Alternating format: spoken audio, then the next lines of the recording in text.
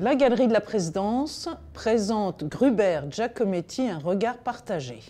Il s'agit de montrer le lien amical mais aussi artistique entre ces deux artistes.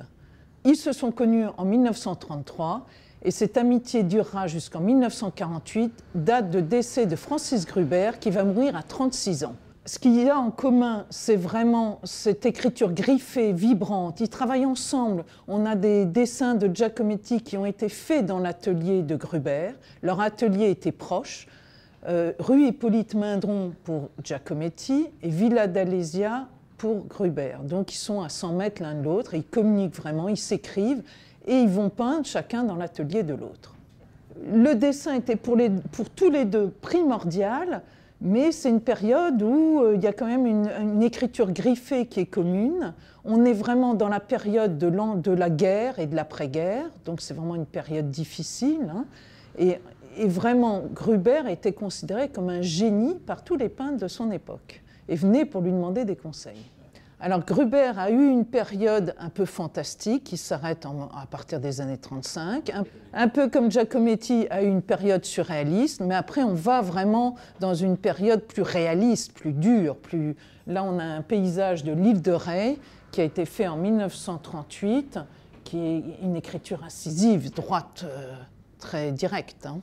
Dans l'œuvre de Gruber, il y a aussi les personnages et les nus qui ont une place importante. C'est souvent des nus décharnés, mais on replace ça tout dans le contexte de la guerre, qui était difficile.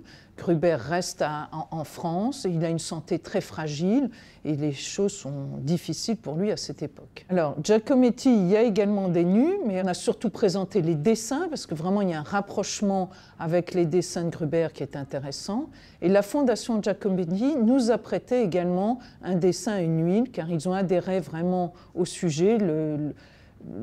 Ça n'avait pas été traité, l'amitié et le rapprochement artistique des deux artistes. Gruber, c'est une production assez confidentielle et très, très petite. Il a peint 300 toiles, 350 toiles. Il a été un peu dans l'oubli. Il y a eu une grande exposition au Musée d'Art moderne en 1950 et récemment au Musée de Nancy, mais plus rien sinon depuis. Il s'agit de réhabiliter vraiment Gruber, de le remontrer et de le réhabiliter. Oui.